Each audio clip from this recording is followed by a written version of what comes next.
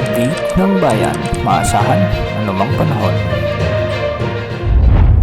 Magandang araw po sa ating lahat. Narito ng pinakuling update sa magiging lagay ng ating panahon sa araw na ito at sa mga susunod na araw. Sa kasalukuyan, patuloy nating minomonitor ang LPA na nasa kanluran ng ating bansa at huli itong namataan sa layong 225 kilometers hilaga-hilagang silangan ng Pag-asa Island sa may Kalayaan, Palawan. Hindi naman ito nakikitang lalakas bilang bagyo sa mga susunod na araw at unti-unti na itong lalayo sa ating kalupaan. Wala na itong magiging direktang epekto sa anumang bahagi ng ating bansa sa mga susunod pang mga araw. Samantala, ngayong araw nakakaapekto naman ang shear line na magdadala ng maulap na kalangitan na may mga kalat-kalat na pagulan at thunderstorms sa Cagayan, Isabela at Aurora, kaya mag-ingat po sa banta ng mga biglang pagbaha at pagguho ng lupa, lalo na kung may mga miiral na katamtaman hanggang sa minsan ay malalakas na pag-ulan. Samantala, ramdam na ang epekto ng bagyong tatawaging Tino at nakakaapekto na ang trough o yung extension ng kaulapan nito na magdadala ng maulap na kalangitan at kalat-kalat na pag-ulan at thunderstorms sa Northern Samar, Eastern Samar at Dinagat Islands.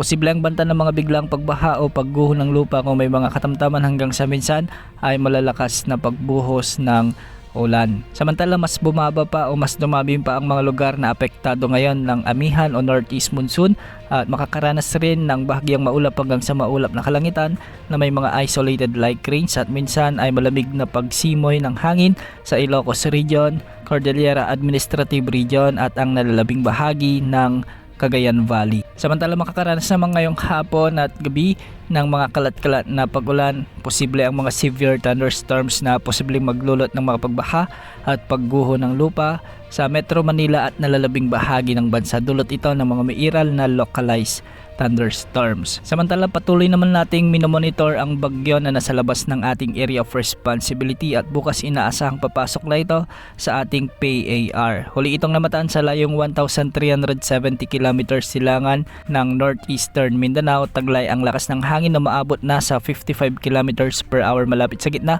at pagbugsong umaabot sa 70 kilometers per hour. Kumikilos ito ngayon ng pakanluran, hilagang kanluran sa bilis na 15 kilometers per hour. Kung mapapansin natin sa ating satellite animations ay medyo lumawak pa ang sakop nitong kaulapan. Indikasyon ito na mas lumalakas at lumalawak pa ang bagyong ito. Base sa latest forecast track ng Pag-asa, inaasahang lalakas na ito bilang tropical storm category mamayang madaling araw o di kaya naman ay bukas ng umaga bago ito makapasok sa ating PAR at tatawagin natin ito sa local name na bagyong Tino. Papatuloy na mag-iipon ng lakas sa karagatan ang bagyong ito at sa araw pa rin ng linggo posibleng umabot na ito sa severe tropical storm category habang patuloy na kumikilos ng pakanluran. Sa araw ng Lunes, posibleng mas lumapit pa ito sa may Siargao Island o Dinagat Island bilang isang typhoon category. Dahil dito, hindi inaalis ang posibilidad na itaas ang tropical cyclone wind signal number 4 sa mga lugar na posibleng daanan ng bagyong ito.